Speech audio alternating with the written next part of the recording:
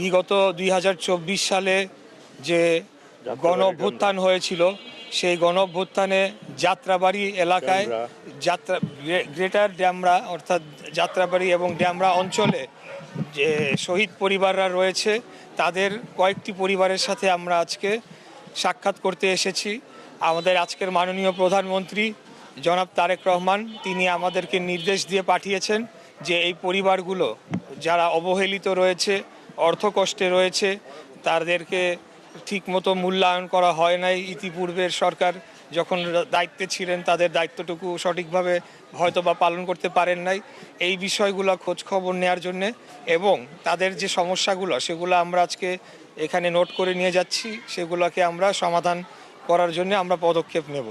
এখানে আসার পরে আমরা 5টি শহীদ পরিবারের সাথে সাক্ষাৎ করার আমাদের শিডিউল থাকলেও পরবর্তীতে আমরা আরও 2 জন শহীদ পরিবারের সন্ধান পাই।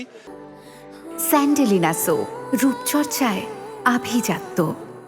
একটি শহীদ পরিবারের সাথে কথা বলার পর জানতে পারি যে তার স্ত্রীর সাথে আমরা কথা বললে জানতে পারি 20 জুলাই তিনি শহীদ হলেও তার MIS হয়ে গেলেও আজ পর্যন্ত তাকে গ্যাজেটভুক্ত করা হয় নাই এবং সকল তথ্য প্রমাণ আমরা সেটা দেখেছি।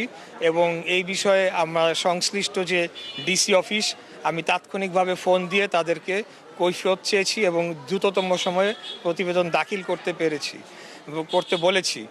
আসলে বিষয়টা এই জন্যই তুলে ধরলাম, আপনারা জানেন যে সংসদেও এই বিষয়ে আলোচনা উঠেছিল যে ইনিশিয়াল যে জাতিসংঘের রিপোর্ট সেখানে 1400-র মতো শহীদ হয়েছিল কথাটা বলা হয়েছিল এবং আমাদের দলীয় সূত্রে আমরা যেটুকু জানতে পেরেছি আমাদের মাননীয় প্রধানমন্ত্রীও সংসদে দাঁড়িয়ে বলেছেন সেই সংখ্যাটি প্রায় 2000-এর মতো হবে।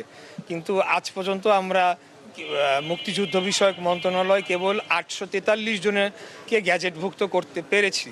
তো এই কারণেই আমি মনে করি যে বিগত যে অন্তর্বর্তীকালীন সরকারের যে দায়িত্ব ছিল সেখানে অনেক অভিযোগ আমরা শুনতে পাই, অবহেলার কথা আমরা শুনতে পাই।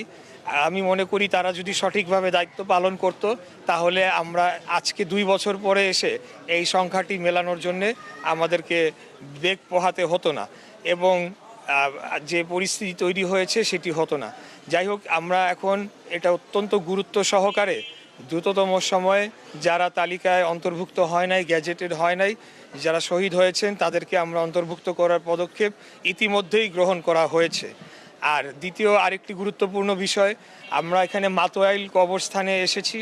এখানে 17 জন জুলাইয়ে আন্দোলনের শহীদদের দাফন করা হয়েছে এবং সেই কবরগুলো এখন পর্যন্ত স্থায়ী করা হয় নাই, পাকা করা হয় নাই এবং স্থায়ীভাবে বরাদ্দ তাদেরকে করে দেওয়ার ব্যবস্থা করা হয় নাই।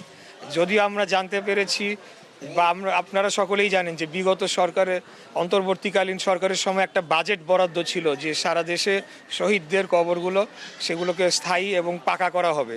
কিন্তু আসলে যেখানে দেখা যাচ্ছে যে ওই জায়গাতেও মানে একটা দুর্নীতির একটা আমরা ছায়া দেখতে পেয়েছি আর কি। তো আমরা আজকে এগুলো সকল কিছু নোট করে নিয়ে গেলাম। আমরা এই কবরগুলোকে, যেহেতু এটা পঞ্চায়েতের কবর, এটাকে স্থায়ী করা হবে, পাকা করা হবে এবং তাদের কবরটিকে স্থায়ীভাবে সংরক্ষণ করার জন্য আমরা মুক্তিযুদ্ধ বিষয়ক মন্ত্রণালয়ের পক্ষ থেকে আমরা উদ্যোগ নেব এবং দ্রুততম সময়ের মধ্যে এটিকে বাস্তবায়ন করব। পাশাপাশি যারা এখন পর্যন্ত শহীদ যারা গ্যাজেটভুক্ত হতে পারেন নাই তাদেরকেও এখন আমরা শনাক্ত করে এই গ্যাজেটভুক্ত করার কার্যক্রম হাতে নেব।